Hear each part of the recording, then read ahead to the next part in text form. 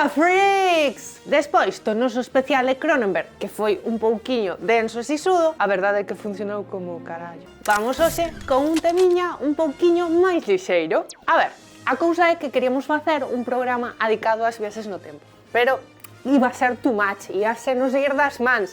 Así que decidimos centrarnos nunha das mellores películas desta temática. Hoxe falaremos de Back to the Future.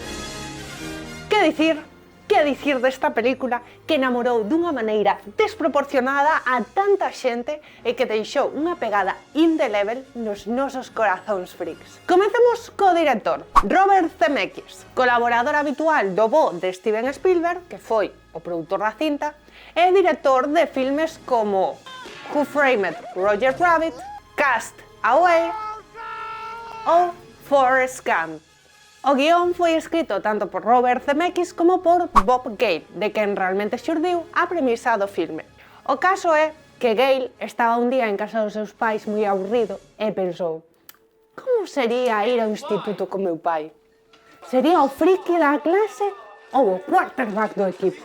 Ou sería dos que fuman porros? A maiores desta pregunta que os guionistas trataron de resolver no filme, este está influído por obras como O ruido do trono, de Bradbury, de onde probablemente sacaron a idea de as nefastas consecuencias de mudar o pasado.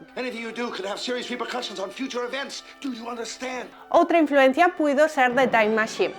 Deste clásico de ciencia ficción baseado nunha novela de H.G. Wells podemos atopar semellanzas tanto na máquina do tempo como na escena inicial do filme. Vamos a meternos xa en fariña para explicar que converte a Back to the Future nunha película case perfecta.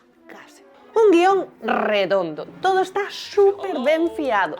Cada frase da primeira media hora está milimétricamente pensada para explicar e dar sentido ao que vai a acontecer durante o resto do filme.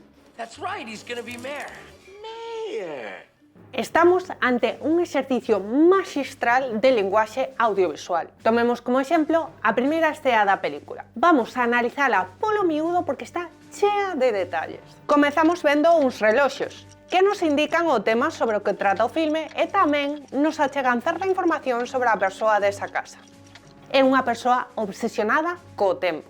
Polo medio vemos esta referencia ao filme O home mosca, de Harold Lloyd, que mesmamente será reproducida case ao final do filme co personaxe de Doc, ese home que pende do tempo. Volvendo á presentación, esta segue dándonos información sobre Doc. Sobre a cama ten os seus referentes científicos, esa xente a que aspira a ser. Estos son Benjamin Franklin, inventor do pararraios, Thomas Edison, inventor americano por excelencia, e Albert Einstein, ao que vinculamos coa relatividade do tempo.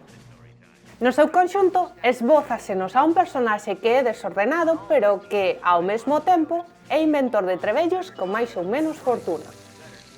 Nesta mesma estea, a televisión informanos dun roubo dun cargamento de plutonio. Plutonio que veremos debaixo da cama de Doc e que será o MacGuffin para o inicio da trama. Neste momento é cando aparece Marty. O vínculo entre ambos nunca se chega a aclarar, pero podemos imaginar que este está baseado na paixón polo rock and roll de un e o xeito de outro para facer amplificadores ofensivamente grandes. O bo de Emmett Brown non aparecerá ata uns minutos máis tarde. E isto non é casualidade.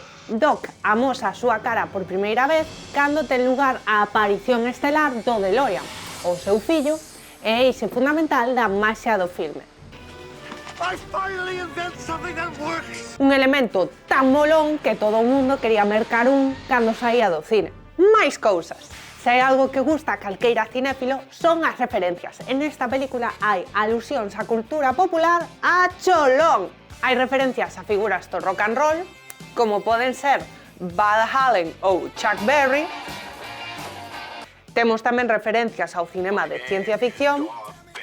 E por se fose pouco, referencias a Ronald Reagan, que era o presidente do momento e representaba o nexo de unión entre o mundo do cinema e a política.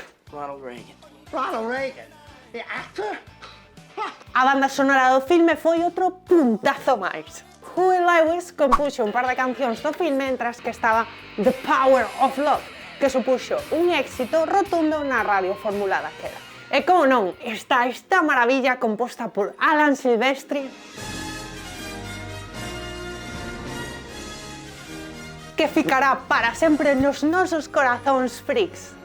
En fin, as bondades da peli son tantas que poderíamos estar aquí varias horas, pero a ver quen é a guapi que edita este vídeo. Pero eso sí, antes de acabar, queríamos falar desas pegas que, poñéndonos un pouco repugnantes, fan que o filme sexa case perfecto. Unha destas pegas é o uso de algúns clichés cinematográficos que están presentes no filme. Temos o caso do rifle que se atasca oportunamente, o coche que non arrinca, aínda que eu considero que neste caso está ben xustificado, ou o chaleco antibalas sorpresa. Este xa me doe un chisco máis. Pero non podemos esquecer que como público cinematográfico maduramos moito dende os 80, época na que a audiencia era un pouquiño máis inxenua. Isto explica que certos recursos do filme a día de hoxe resultennos manidos ou evidentes. Para nós, o que máis chirría de Regreso ao Futuro é o product placement. Hai product placement para dar a tomar. Mencións na radio, bebida, comida, incluso alcohol, e non só cervexa. Das unha hostia e sale un product placement. Abres unha porta, sale product placement. Máis product placement, veña, outro! Calvin Klein? Isto que é un filme ou un comercial? Por non falar da típica caixa de refrescos que moi acertadamente collen para levantar o amplificador no baile de Encantamento baixo mar. Por todo o demais, a película é maravillosa. Ben é certo que sempre haberá algún hater que critique ou cargue as tintas con algún paradoxo temporal ou diga que hai algunha parte do filme que non está aclarado de todo. Pero a verdade é que a película funciona como un reloxo. Estamos ante unha obra de puro entretemento cun impacto na cultura popular enorme e que é imposible reflexar nesta humilde reseña. Un filme que namorou, namora e namorará a millóns de persoas. E vos, freaks, que recordotedes da primeira vez que vistes este filme? Xa sabedes, se vos gusta, darlle a me gusta, compartide todas esas caralladas e unidevos ás nosas filas, freaks.